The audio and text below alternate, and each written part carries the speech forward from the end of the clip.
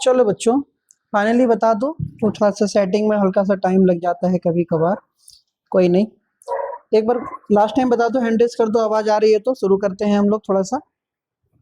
सारे बच्चे, उज्जवल, उन्नति, उत्तम, तनिष्का, संस्कृति, रिदिम, वेरी गुड। चलो बच्चों, देखो भाई, वेटिंग रूम तो ऑफ है, कोई भी एंट्री कर लो, कोई दिक्कत नहीं है। आपने किसी फ्रेंड से कुछ भी लिंक मांग लो।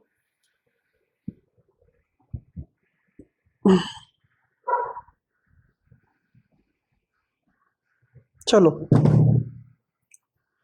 देखो बच्चे, लास्ट टाइम तक हम लोगों ने खाना वाना तो तुम लोगों ने खाई पी लिया हो सकता है। चलो भाई ध्यान से, लास्ट टाइम तक हम लोगों ने कुछ बातें सीख ली थी। क्या सीख लिया था लास्ट टाइम तक? हम लोगों ने सीख लिया था मीन करंट और आरएमएस करंट। ठीक है, दो बातें हम लोगों ने सीख ली थी, मीन करंट और आरएमएस करंट। अच्छा भाई, जब मीन करंट और आरएमएस करंट देख लिया था, उसके बाद की कहानी देखो क्या है।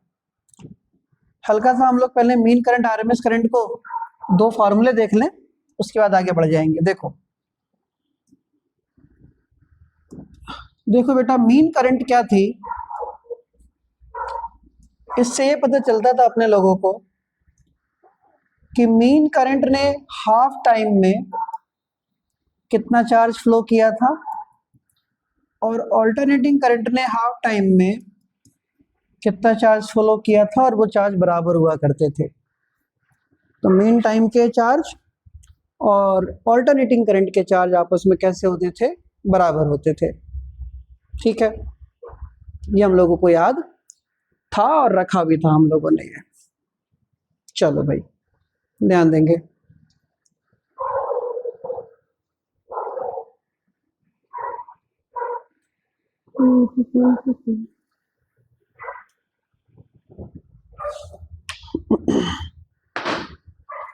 तो टेक्नोलॉजी कभी कभी परेशान भी कर देती है।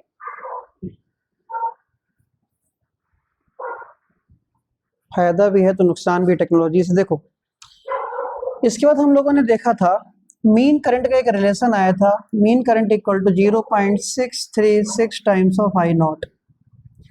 फिर उसके बाद हम लोगों ने देखा था root mean square current, IRMS. IRMS current में क्या होता था, हीट इक्वल टू हीट हो जाती थी, टाइम हम लोग फुल लेते थे, फुल टाइम टी लेते थे। और बेटा आईआरएमएस करंट की जो वैल्यू आती थी वो आती थी 0.707 टाइम्स ऑफ आई नॉट, या आईआरएमएस की वैल्यू आती थी 70.7% ऑफ आई नॉट। यहां तक हम लोगों ने देख लिया था, मीन करंट भी देख ली थी और आरएमएस करंट भी देख ली थी। इतना हम लोगों ने देख लिया था। अब आज की कार्रवाई देखो क्या है, आज की बातें बड़ी इंपॉर्टेंट हैं। अब हम लोगों को सीखना है जो अल्टरनेटिंग करंट है, जो अल्टरनेटिंग करंट है उसको हम 6 चीजों में देखेंगे। अल्टरनेटिंग करंट को हम 6 अलग अलग चीजों में बहा कर देखेंगे। अल्टरनेटिंग करंट को हम 6 हैं, उंगलियां भी 6 ही हैं, केस भी 6 हैं, तो अल्टरनेटिंग करंट को हम 6 अलग अलग केसेस में फ्लो करा के देखेंगे, कुछ रिलेशंस निकालेंगे। बहुत इंपॉर्टेंट है, समझ लो। ये 6 topic backbone of the chapter हैं, समझ लो। ये 6 topic backbone of the chapter हैं। 6 टॉपिक क्लियर, पूरा चैप्टर तुम्हारी मुट्ठी में, बड़ी इजीली, मजे से सीखना, आराम से, तसल्ली से, नो जल्दीबाजी। अब देखो बेटा, ऑल्टरनेटिंग करंट को मुझे 6 अलग अलग चीजों में फ्लो करवाना है, 6 अलग अलग चीजों में फ्लो करवाना है।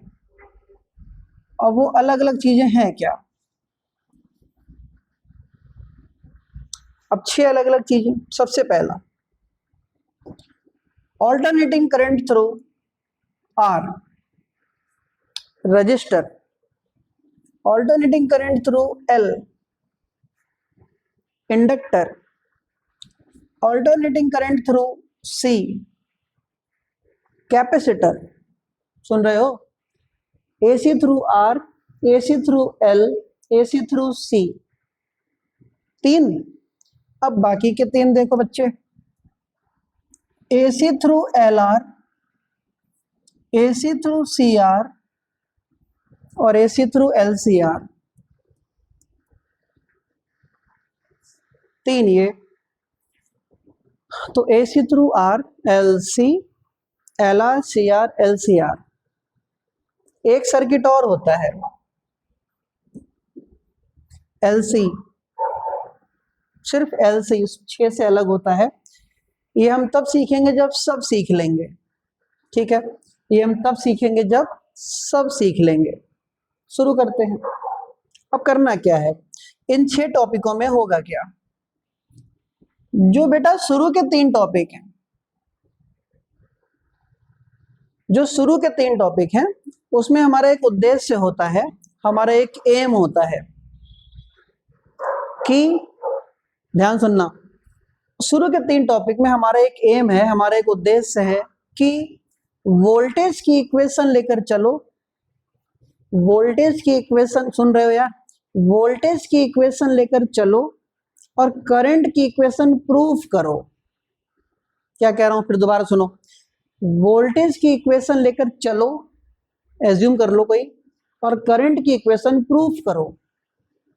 जब हो गई प्रूफ तो वोल्टेज और करंट के बीच में ग्राफ बनाओ। तो मैंने क्या बोला, इसमें करना क्या है अपने को, वोल्टेज की इक्वेशन लेकर चलेंगे,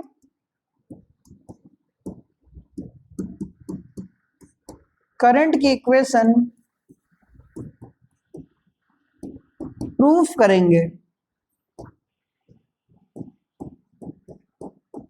फिर दोनों के बीच में ग्राफ बनाएंगे।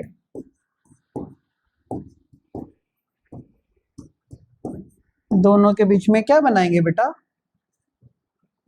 ग्राफ बनाएंगे। सबसे पहली चीज ये इन 3 चीजों में करेंगे कि वोल्टेज की इक्वेशन लेकर चलेंगे, करंट की इक्वेशन प्रूफ करेंगे, तो फिर दोनों के बीच में ग्राफ बनाएंगे। फिर इन तीनों में क्या करेंगे, इन तीनों में इसी ग्राफ का यूज करेंगे जो यहां बना होगा। इन ग्राफ का यूज करके, उन ग्राफ का यूज करके रिजल्टेंट करंट, फेज और कुछ और बातें पता करेंगे। इन 3 चीजों में क्या करेंगे, ग्राफ्स का यूज करके, ग्राफ्स का यूज करके रिजल्टेंट करंट, फेज मतलब एंगल, और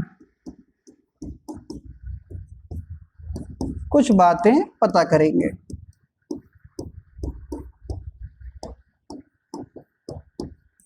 कुछ बातें पता करेंगे। तो एक हम लोगों ने खाली एक नींव बना ली, एक बेसिक तैयार कर लिया कि हम लोगों को करना क्या है। बेटा एंट्री दे तो दी, आपस में एक लिंक शेयर कर लो आपस में, सबको मैंने लिंक भेज दिया है। मीटिंग तो मेरी, वेटिंग रूम लगाते नहीं हम, वेटिंग रूम तो हमेशा ऑफ रखते हैं, जिसको आना है आओ, जाना है जाओ, एकदम खुला दरबार है, आराम से मस्ती से पढ़ो। कहाँ हम यार एक एक बच्चे को हर आलू में नमक अलग से डालते रहेंगे कि अच्छा ये आलू आया इसमें नमक डालो।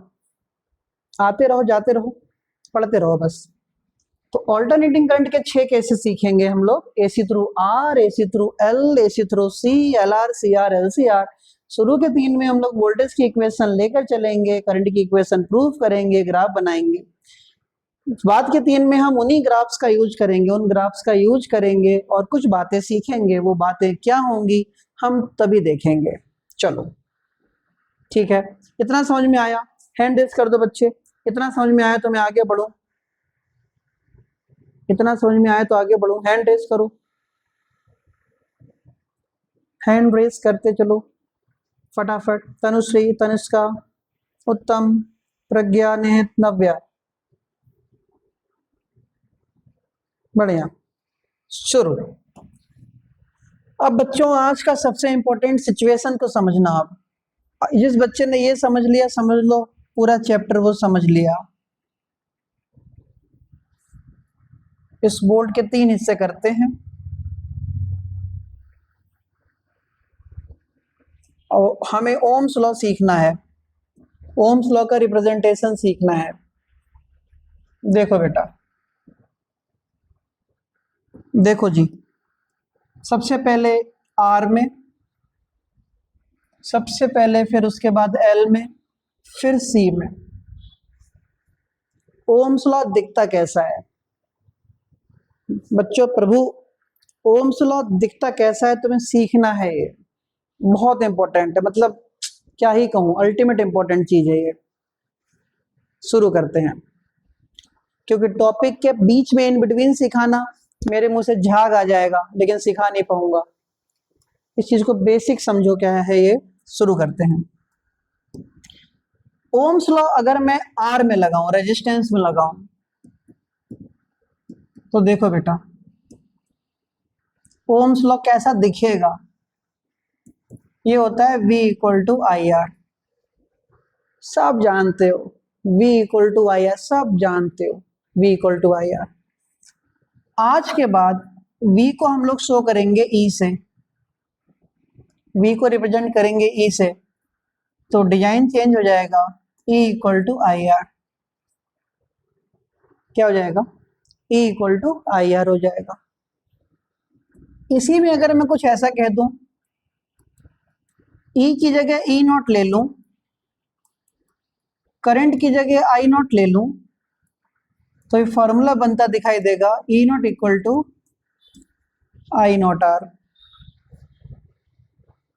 E की जगह बेटा E नॉट ले लूं, I की जगह आई नॉट ले लूं, तो फॉर्मूला बनता दिखाई देगा E naught equal to I naught R. है सब ओम्स लॉ ही तो है। V equal to I R की जगह E equal to I R, V की जगह E नॉट ले लो तो E नॉट आई आर। चलो यहां से जरा I निकाल लो, तो I इक्वल टू हो जाएगा E अपॉन आर। यहां से I निकाल लो, आई नॉट, तो हो जाएगा E नॉट अपॉन आर। तो I निकाल लो तो कितना हो जाएगा? E not upon R. ठीक है, एक तो तरीका ये हो गया लिखने का। इसी में थोड़ा और तरीके बदल देते हैं। V की जगह लिख दो वी आर, V की जगह लिख दो वी आर। बात वही है, voltage across R, voltage across R लिखने का तरीका है, कुछ नया नहीं सिखा रहा हूं। तो फॉर्मूला बनेगा ओम्स लॉ का V R equal to I R, या आई इक्वल टू क्या बनेगा? V R upon R. कुछ नया नहीं है, वही है यार। शर्ट टी शर्ट मार्केट में मिलती है ना, साइज 42 ही रहेगा, 46 रहेगा, 38 रहेगा, लेकिन कलर चेंज, डिजाइन चेंज, किसी में ये कटा, किसी में वो जुड़ा। तो वही तो कर रहा हूँ, और क्या कर रहा हूँ मैं? काटा छाटी है सब।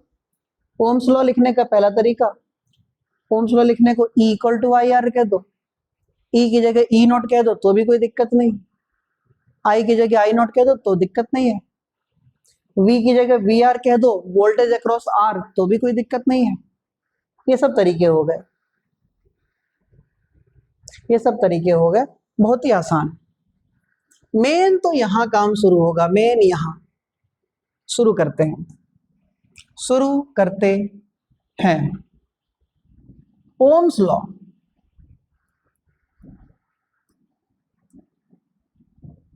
ओम्स लॉ यहां कैसा दिखेगा?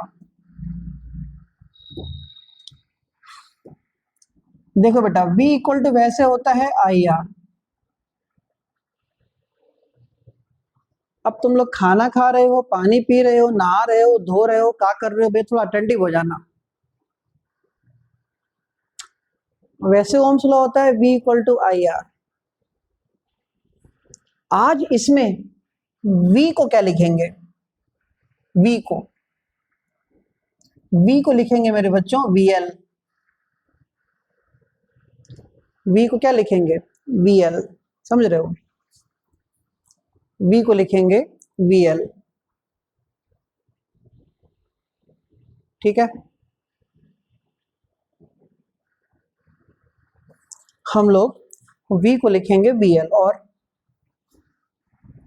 I को जैसा है वैसा ही रहने देंगे। मेन R है, R सब कुछ। बच्चों R को क्या लिखेंगे? R को लिखेंगे इसमें हम XL या ओमेगा L। XL या ओमेगा L। R को लिखेंगे, देखो R को लिखेंगे XL या ओमेगा L। यहां पर जो R होता है उसका नाम होता है रजिस्टर। और इसकी प्रॉपर्टी होती है रेजिस्टेंस। आज L क्या होता है? इंडक्टर। L होता है इंडक्टर। इंडक्टर का भी एक रेजिस्टेंस होता है। इंडक्टर भी एक रेजिस्टेंस लगाता है। इंडक्टर का खुद का रेजिस्टेंस होता है। रजिस्टर का रेजिस्टेंस, रजिस्टर का रेजिस्टेंस, रजिस्टर ने रेजिस्टेंस लगाया, इंडक्टर ने भी एक रेजिस्टेंस लगाया, लेकिन उसको तुम रेजिस्टेंस थोड़ी कह दोगे। उस इंडक्टर के रेजिस्टेंस को क्या कहते हैं? यहां लिख दूं साफ साफ हिंदी में, इंडक्टर के रेजिस्टेंस को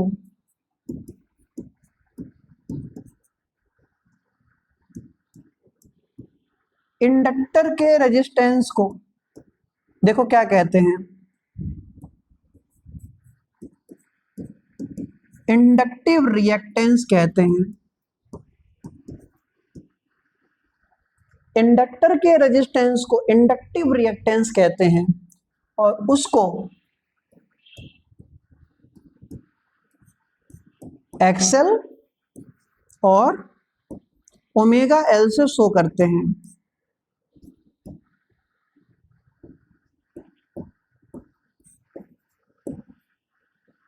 उसको XL और ओमेगा L से शो करते हैं। तो ओम्स लॉ कैसा दिखेगा? ओम्स लॉ देखो कैसा दिखेगा। जो V equal to I R हुआ करता था, आज वो VL equal to I XL हो गया। तो I equal to VL upon XL हो गया। ओम्स लॉ देखो कैसा हो गया। या जो V equal to I R हुआ करता था, आज VL equal to I omega L कह सकते हो, ये भी कह देते हैं। तो I equal to VL upon omega L हो गया। I equal to VL upon omega L हो गया। समझे महाराज? तो ओम्स लॉ कैसा दिखता है? ओम्स लॉ वैसा दिखता है। पता नहीं डर क्यों लग रहा है मुझे। तुम यार ये वाली बात सीखे कि नहीं सीखे?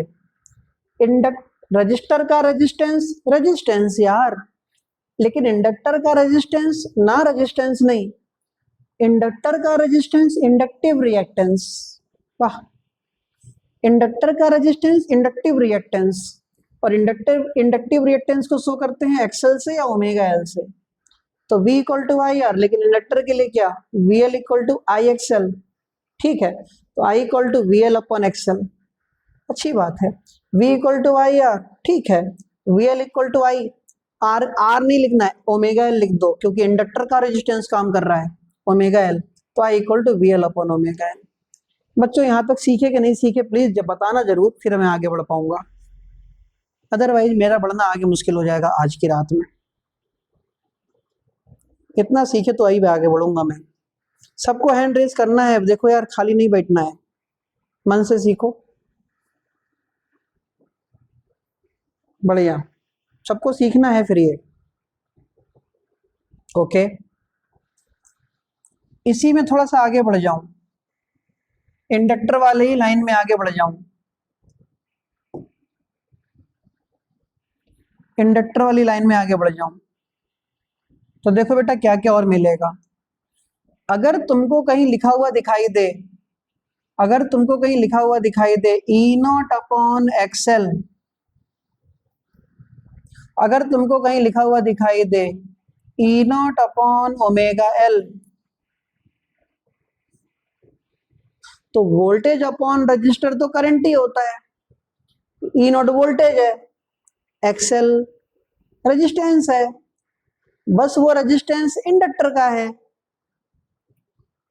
वोल्टेज अपॉन रेजिस्टेंस, वोल्टेज तो वोल्टेज है, रेजिस्टेंस है रेजिस्टेंस लेकिन इंडक्टर का है तो रेजिस्टेंस, तो इसको लिख दो I not. Voltage upon resistance current, voltage upon resistance current. अगर तुमको ऐसा दिखाई दे E अपॉन एक्सएल और E अपॉन ओमेगा एल, तो टेंशन मत लो, ये भी करंट, ये पीक करंट क्योंकि पीक वोल्टेज, पीक करंट क्योंकि पीक वोल्टेज, इंस्टेंटेनियस करंट क्योंकि इंस्टेंटेनियस वोल्टेज, इंस्टेंटेनियस करंट क्योंकि इंस्टेंटेनियस वोल्टेज। पक्का? चलो और अब तुम लोग और अच्छा अच्छा सीख जाओगे। हम जरा कैपेसिटर पे आते हैं। कैपेसिटर को देखो, ओम्स लॉ लगाते हैं इसमें, ओम्स लॉ। वैसे तो क्या होता है, V equal to I R होता है, V इक्वल टू क्या होता है आई आर, लेकिन आज नहीं लगाना है। आज हम V को शो करेंगे VC से, I को शो करेंगे I से, R को शो करेंगे R नहीं, बात कैपेसिटर की हो रही है। तो जैसे रजिस्टर का रेजिस्टेंस रेजिस्टेंस, इंडक्टर का रेजिस्टेंस इंडक्टिव रिएक्टेंस, सुन रहे हो यार, इंडक्टर का रेजिस्टेंस इंडक्टिव रिएक्टेंस एक्सएल या ओमेगा एल, उसी प्रकार कैपेसिटर का रेजिस्टेंस को कहते हैं एक्सी। बताओ क्या कहते हैं, एक्सी या कहते हैं 1 अपॉन ओमेगा सी। क्या कहते हैं, एक्सी या 1 अपॉन ओमेगा सी कहते हैं। कैपेसिटर के रेजिस्टेंस को एक्सी या 1 अपॉन ओमेगा सी से शो करते हैं। नाम में क्या रखा है, नाम में क्या रखा है, कैपेसिटर के, पूरा लिखूंगा आज मैं, कैपेसिटर के रेजिस्टेंस को कहते हैं कैपेसिटिव रिएक्टेंस, जिसको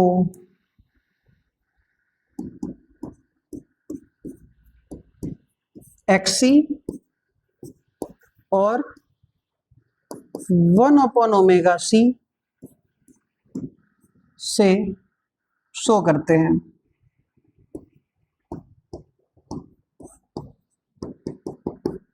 एक्सी या 1 अपॉन ओमेगा सी से शो करते हैं। एक्सी है ये, एक्सी या 1 अपॉन ओमेगा सी से शो करते हैं। तो ओम्स लॉ कैसा दिखेगा, इसमें ओम्स लॉ ऐसा दिखेगा, वैसे होता है V equal to I R ना, V की जगह VC, I की जगह I, R की जगह XC, तो I इक्वल टू क्या बेटा VC अपॉन XC, खत्म कहानी। और भी हो सकता है V equal to I R ना, V की जगह VC, I की जगह I, R की जगह 1 अपॉन ओमेगा सी, तो I इक्वल टू कितना बेटा VC equal to 1 upon omega C, VC equal to 1/ओमेगा c। इसी में थोड़ा सा आगे बढ़ जाएं, अब तुमको ओम्स लॉ और भी तरीके के दिख सकते हैं। कैसे?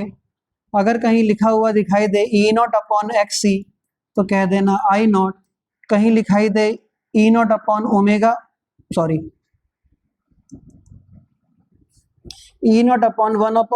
c तो भी कह देना I0। कहीं तुमको दिखाई दे E0/xc तो कह देना I। कहीं तुमको दिखाई दे E0/1/ओमेगा c तो भी कह देना I,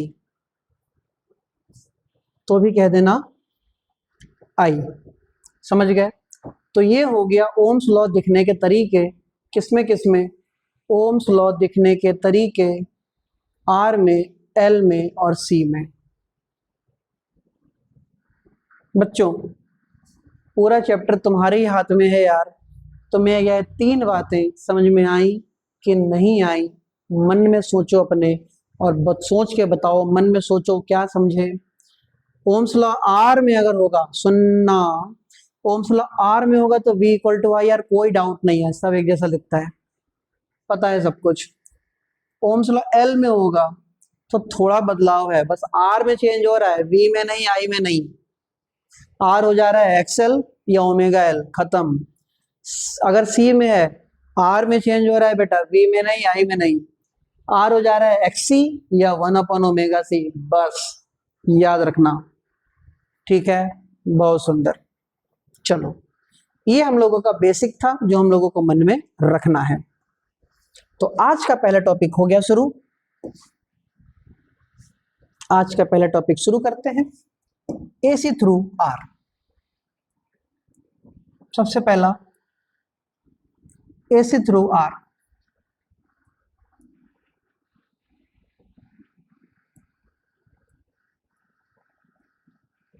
AC थ्रू R को एक दूसरा भी नाम होता है प्योरली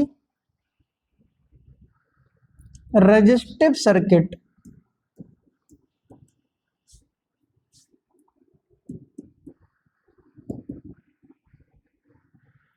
AC थ्रू R का नाम होता है प्योरली रेजिस्टिव सर्किट।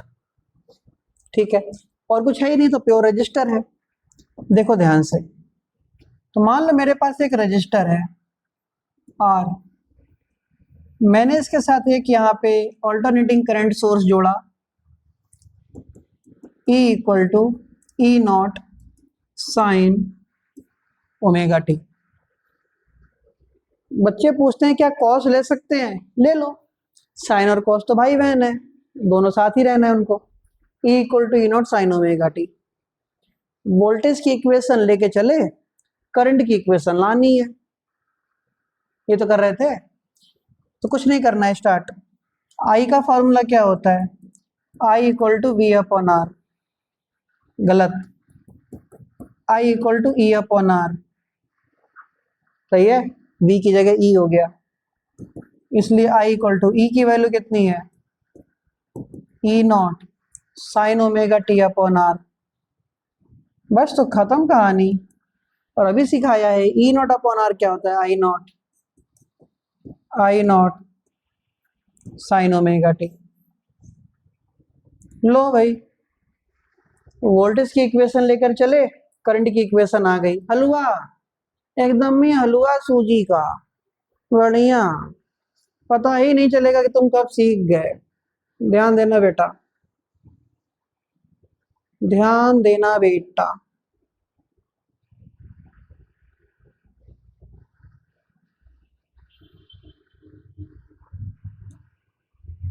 देखो बच्चे, तो हम वोल्टेज की इक्वेशन लेकर चले और करंट की इक्वेशन ले आए, सिंपल। अब इनके बीच में ग्राफ बनाना है।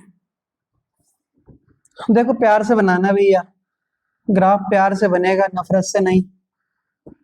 हम सबसे पहले वोल्टेज देखते हैं, क्या है? E=E0 sign omega T. ये लाइन अलग हो गई। फिर हम करंट देखेंगे, I=I0 साइन ओमेगा टी। यहां ग्राफ बनाएंगे,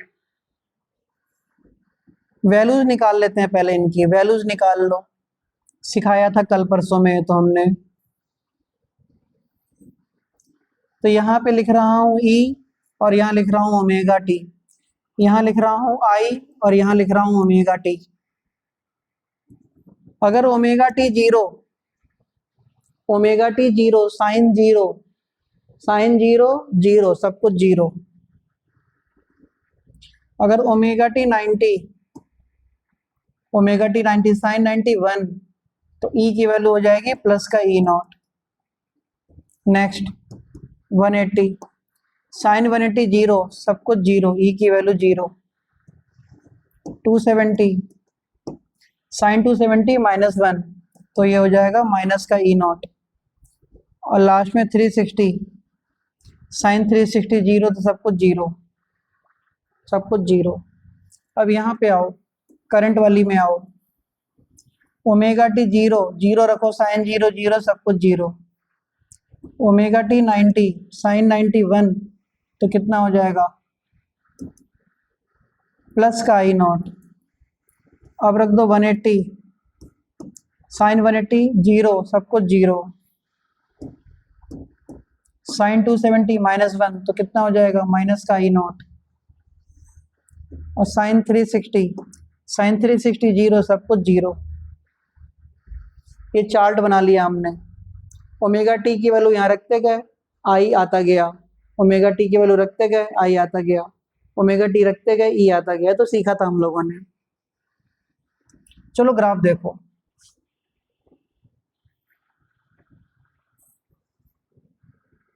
अब ग्राफ को समझना।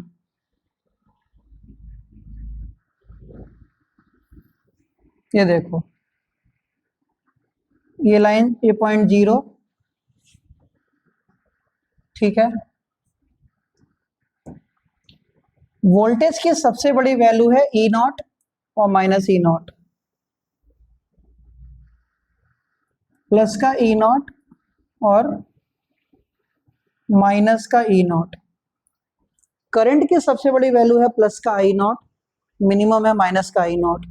उसको भी यहीं आसपास लगाते हैं, थोड़ा नीचे लगाते हैं।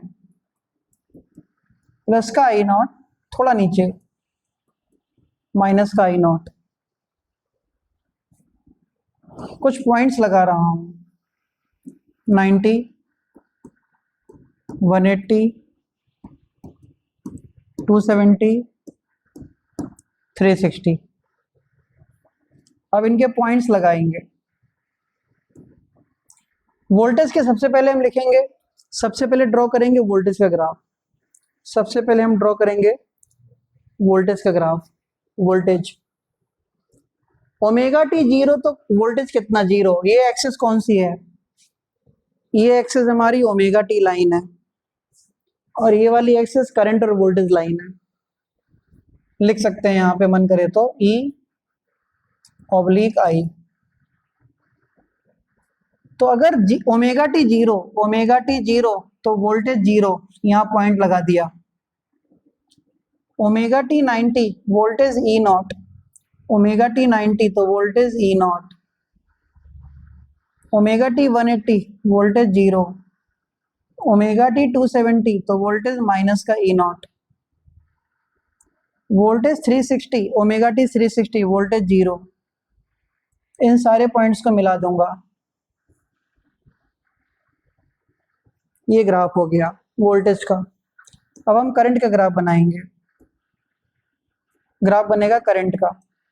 Omega T zero, current zero, फिर उसी पॉइंट पर मिला दो। Omega T 90, current plus I not, हल्का सा नीचे लगाओ। 180 पे जीरो दिख ही रहा है, 270 पे माइनस, हल्का सा नीचे लगाओ, 360 पे जीरो। और करंट की के graph co dot dot dot dot बनाते हैं, डॉट डॉट।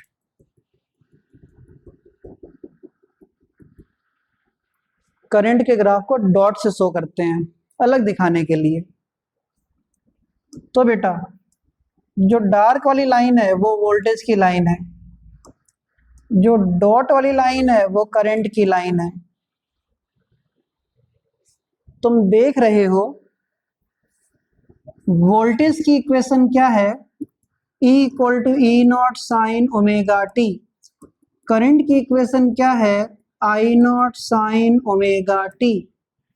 ओमेगा टी, इसमें भी एंगल ओमेगा टी, इसका भी एंगल ओमेगा टी। इससे ये पता चलता है कि वोल्टेज जितने एंगल पर चल रही है, करंट भी उतने एंगल पर चल रही है। Voltage 30 degree, current 30 degree, voltage 60, current 60, voltage 90, current 90। जहां जहां वोल्टेज पीछे पीछे करंट, जहां जहां वोल्टेज पीछे पीछे करंट, सेम एंगल पर। इससे क्या पता चलता है, कंक्लूजन निकलता है, कहेंगे voltage and current are in same phase। और ये ग्राफ है फेज डायग्राम। फेज डायग्राम कौन सा डायग्राम है ये, फेज डायग्राम। तो कहा जाता है voltage and current are in same phase, voltage और करंट सेम रास्ते पर चल रही हैं। ये हो गया फेज डायग्राम। इसी में हम लोग बनाते हैं फेजर डायग्राम। फेजर, इसी में हम बनाते हैं फेजर, PHASOR, फेजर डायग्राम। ये लाइन लाइन टाइप का होता है, जैसे कि ये देखो, जैसे कि ये देखो, जैसे कि ये देखो, जैसे कि ये देखो, जैसे कि ये देखो। करना कुछ नहीं है तुमको, जिस रास्ते पर वोल्टेज उसी रास्ते पर करंट, हो गया सेम फेज सेम एंगल। जिस रास्ते पर वोल्टेज उसी रास्ते पर करंट, जिस रास्ते पर वोल्टेज उसी रास्ते पर करंट, जिस रास्ते पर वोल्टेज उसी रास्ते पर करंट, जिस रास्ते पर वोल्टेज उसी रास्ते पर करंट, सब सेम, क्योंकि एंगल सेम है।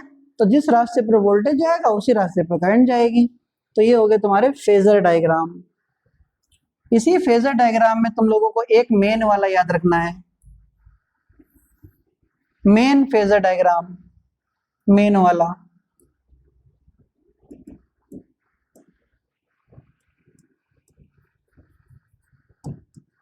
मेन फेजर डायग्राम, क्योंकि हम जानते हैं जिस रास्ते पर वोल्टेज उसी रास्ते पर करंट। लेकिन बात रेजिस्टेंस की हो रही है, और रेजिस्टेंस के वोल्टेज को मुझे याद है कि मैंने VR से शो किया था। रेजिस्टेंस के वोल्टेज को मैंने VR से शो किया था। VR, VR, VR, L वाले को VL, C वाले को VC, भूलना मत, R वाले को VR से शो किया था। तो बस कुछ मत करो, इस E को हटा दो और यहाँ पे लिख दो VR, बस। तो तुमको ये मेन रेजिस्टेंस के लिए ये मेन फेजर डायग्राम याद रखना है, जिस रास्ते पर VR उसी रास्ते पे करंट, ये मेन ग्राफ याद रखना है। तो कह देंगे VR and I are in same phase, दोनों सेम रास्ते पर हैं, क्योंकि दोनों के बीच का एंगल सेम है बेटा, क्योंकि दोनों के बीच का एंगल सेम है। तो तुम लोगों को कुछ भी समझ में आया कैसे हम लोगों ने फेज डायग्राम बनाया और कैसे हम लोगों ने फेजर डायग्राम बनाया? Please raise your hand. Raghav, Ishan, Aditi, Aditya, Ankur, Anurag, Jayshree, Harjas, Ayushi, Devansh, Nabdha, Vishal, Kartik, Khushi, Joshi, आकांक्षा, दिव्या, गौतम, हिमांशी, कुमार, वैभव, माधव, नव्या, निहित, संस्कृति, तनुश्री, उत्तम। कुछ बच्चों के नाम नहीं लिए हों तो माफी चाहते हैं उनसे हम। तुम लोगों को इतना तो उम्मीद है कि तुम लोगों को एक चीज समझ में आ चुकी है कि भाई वोल्टेज की इक्वेशन लेकर चलनी थी, करंट की इक्वेशन लानी थी, दोनों के बीच में ग्राफ बनाना था। ग्राफ भी दो टाइप का आता है, एक फेज डायग्राम आता है जिसमें कर्व बनता है, दोनों सेम रास्ते पे चल रही हैं क्योंकि हमें ओमेगा टी दोनों के सेम हैं, एंगल दोनों के सेम हैं, तो कहेंगे voltage and current are in same phase. उसके बाद हम लोगों ने बनाया फेजर डायग्राम, जिस रास्ते पर वोल्टेज उस रास्ते पर करंट, टेंशन मत लेना।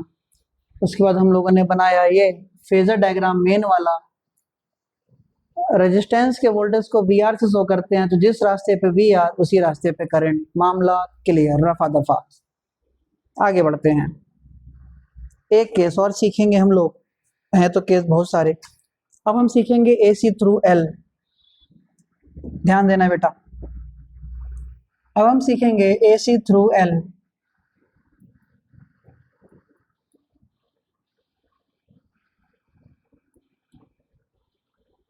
AC थ्रू L, इसका दूसरा नाम होता है प्योरली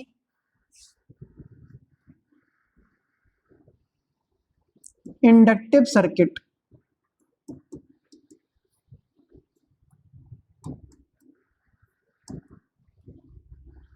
प्योरली इंडक्टिव, क्योंकि और कुछ लगा ही नहीं है, इंडक्टर लगा है तो प्योरली इंडक्टिव सर्किट हो जाता है। देखो बेटा, तो ये है डायग्राम L, यहाँ पे एक AC सोर्स, वोल्टेज की इक्वेशन तो वही लेके चलेंगे, E equal to E naught sine omega t. ठीक है, वोल्टेज की इक्वेशन लेके चलेंगे हम, E equal to E naught कितना, साइन ओमेगा टी। करंट की इक्वेशन लानी है,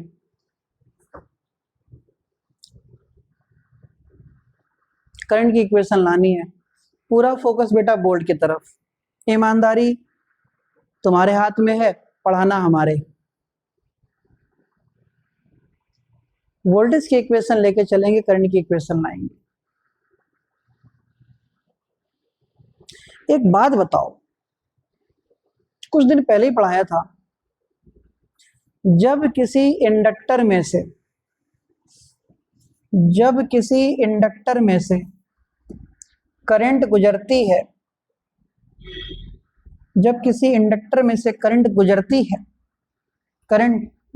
है तो इसके ऊपर इंडक्शन शुरू हो जाता है, सेल्फ इंडक्शन, जिसकी वजह से एक इंड्यूस्ड वोल्टेज बनने लगता है E, और वो मेन वाली करंट का अपोज करता है, तो इसके ऊपर एक इंड्यूस वोल्टेज बनने लगेगा। क्या बनने लगेगा? Induce voltage. और ये इंड्यूस वोल्टेज जो बनेगा इस पर वो हमारे वाले वोल्टेज का अपोज करेगा, इस पर बनने वाला इंड्यूस वोल्टेज हमारे वाले वोल्टेज का अपोज करेगा। तो मान लो इसके ऊपर एक वोल्टेज बना E, इंड्यूस वोल्टेज, उसने हमारे वाले वोल्टेज का अपोज किया, मान लो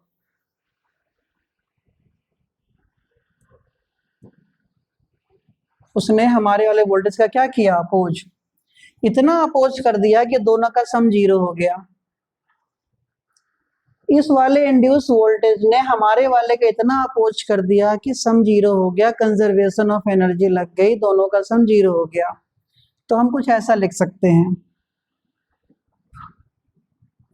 ऐसा N इंड्यूस्ड वोल्टेज या इंड्यूस्ड EMF will produce या will develop on inductor L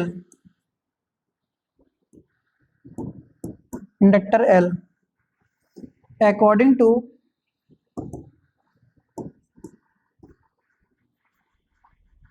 conservation of energy,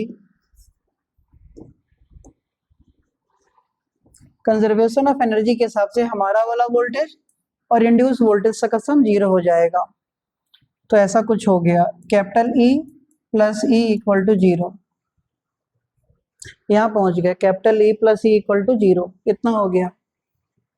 और एक फॉर्मूला तुम लोगों को सिखाया था, E इक्वल टू माइनस का L di/dt सिखाया था सेल्फ इंडक्शन में, E इक्वल टू माइनस का L di/dt यहाँ लगाएंगे। ई प्लस की जगह माइनस का L D I upon D T equal to 0 हो गया। अब हमें करंट निकालनी है, तो यहां से देखो माइनस का L D I upon D T equal to minus का ई को उठा के इधर ले आए, माइनस से माइनस मर गया, L D I upon D T equal to E. हमें करंट चाहिए, तो D I equal to E D T upon L. बस डी आई को यहाँ छोड़ दिया, बाकी तमाशा इधर ले आए, D I equal to E D T upon L. E क्या है बेटा, E naught sine omega T, तो D I equal to E कितना, E naught sine omega T upon L D T. हमें आई चाहिए, डी आई नहीं, तो क्या करें, integration on both side, D I का हो जाएगा आई, ये ई नॉट अपॉन एल बाहर निकाल लो, इंटीग्रेशन क्या आया, sine omega T D T. I का आई रहने दो, ई नॉट अपॉन एल, और साइन ओमेगा टी का इंटीग्रेशन होता है minus cos omega T upon omega. यार ये तो कई बार बता चुके हैं, साइन ओमेगा टी का इंटीग्रेशन होता है minus cos omega T upon omega, लिख दिया। फिर देखो इसको सॉल्व करें आगे, तो I equal to E naught upon L और ओमेगा एक साथ लिख देंगे, ई नॉट अपॉन ओमेगा एल, क्या आ गया, माइनस का कॉस ओमेगा टी। तो बेटा ई नॉट अपॉन एल और ओमेगा मिलाकर लिख दिया, E naught upon omega L minus का कॉस ओमेगा टी। और आज ही आते आते हम लोगों ने सबसे पहले एक बात सीखी थी कि अगर कहीं लिखा हुआ दिखे ई नॉट अपॉन ओमेगा एल, अगर कहीं लिखा हुआ दिखे ई नॉट अपॉन ओमेगा एल, तो उसको क्या लिखते हैं, आई नॉट, क्योंकि ओमेगा एल क्या है, इंडक्टर का रेजिस्टेंस, याद रखना बेटा, तो इसको हम लिखते हैं आई नॉट। अब देखो ध्यान से, तो आई इक्वल टू हो गया, पहले इसको और लिखेंगे अच्छे से, ई नॉट अपॉन ओमेगा एल क्या होता है, एक्सएल, इसको भी लिखो, तो माइनस का कॉस ओमेगा टी। अब लिख देंगे आई इक्वल टू, मिलाकर क्या लिख दो, आई नॉट माइनस का कॉस ओमेगा टी। अभी ये करंट की इक्वेशन नहीं है, अभी ये करंट की इक्वेशन नहीं है। ये करंट की इक्वेशन इसलिए नहीं है क्योंकि वोल्टेज लेके चले हो तुम साइन में, करंट आ रहा है कॉस में, वोल्टेज लेकर चले हो साइन में, करंट आ रहा है कॉस में, इसलिए अभी इक्वेशन नहीं है। हम इस कॉस को साइन में कन्वर्ट करेंगे। एक फॉर्मूला हम लोग जानते हैं, cos theta equal to sine 90 minus theta, ये बचपन से पढ़ते आ रहे हो, cos theta equal to sine 90 minus theta. कोई तुमसे कह दे theta equal to omega T है, लगा दो cos omega T equal to sine 90 minus omega T. कोई तुमसे कह दे 90 नहीं है, पाई बाई 2 लिखना है, 90 को पाई बाई 2 लिखना है, तो तुम देखो cos omega T equal to sine pi by 2 minus omega t. इतना कोई भी सीख सकता है, cos theta sine 90 minus theta, theta equal to omega t, theta की जगह लगा दिया ओमेगा टी, ओमेगा टी 90 को 90 नहीं लिखना है, पाई बाई 2 लिखना है, तो cos omega T equal to sine pi by 2 minus omega t. लेकिन हमको कॉस ओमेगा टी थोड़ी चाहिए, हमको तो माइनस कॉस ओमेगा टी चाहिए, तो माइनस लगाएंगे। अगली लाइन देखो, तो माइनस का कॉस ओमेगा टी, यहां भी माइनस लगाओ, माइनस का साइन पाई/2 माइनस ओमेगा टी, ये ऐसे रहने दो, कॉस ओमेगा टी ऐसे रहने दो, इस माइनस को अंदर भेज दो, साइन। जैसे ये माइनस अंदर जाएगा, जैसे ये माइनस अंदर जाएगा साइन चेंज हो जाएंगे, ओमेगा टी माइनस का था ओमेगा टी प्लस का हो गया, 90 प्लस का था 90 माइनस का हो गया। ये कहानी बनकर आ गई देखो। तो माइनस कॉस ओमेगा टी की जगह लिख सकते हैं sine omega T minus pi, minus cos omega T की जगह लिख सकते हैं minus sine omega T minus pi. अब यहाँ लिखेंगे देखो, तो करंट की इक्वेशन क्या बनती दिख रही है, I naught sine omega T minus pi. ये देखो, तो करंट की इक्वेशन हम लोगों को बनती दिख गई, करंट की इक्वेशन बनती दिख गई, I equal to I naught sign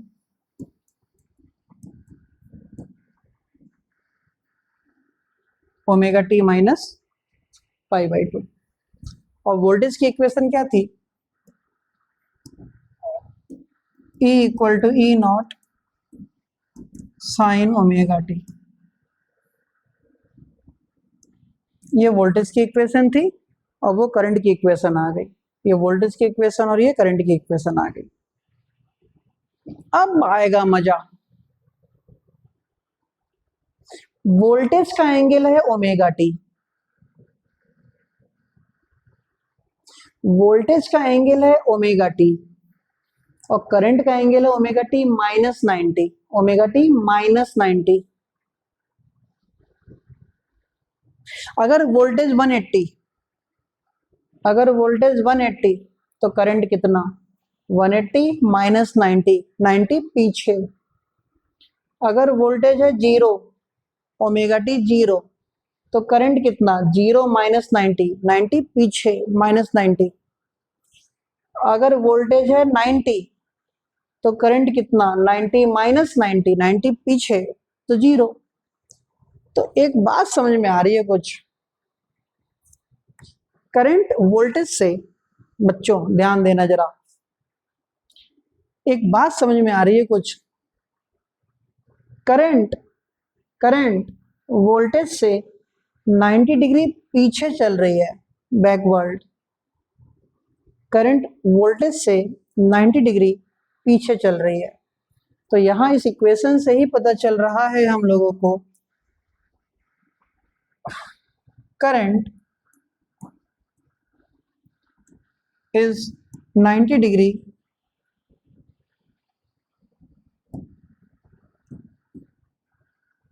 lags behind to the voltage।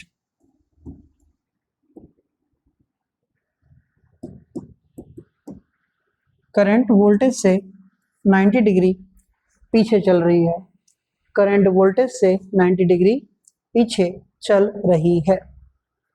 सामने फार्मूले से लग रहा है E equal to E naught sine omega T और या equal to I naught sine omega T minus pi. इसका मतलब वोल्टेज से 90 डिग्री पीछे चल रही है कौन, करंट। तो ये हम लोगों ने जो प्रूफ किया ये था बेटा AC थ्रू L का proof, purely inductive circuit, AC through L का प्रूफ। ठीक है, चलो आज हम लोग इसको यहीं पे रोकते हैं, जब हम लोग कल मिलेंगे रियल में तो इसके हम ग्राफ सीखेंगे। ठीक है, इसको एक बार देख लेना, एक लाइन से दोबारा से रिवाइज कर लेना, कल सुबह उठ के कर लेना, अभी मत करना, अभी कुछ और पढ़ लो। ठीक है, चलो मिलते हैं हम लोग कल ब्रेक के बाद, टाटा।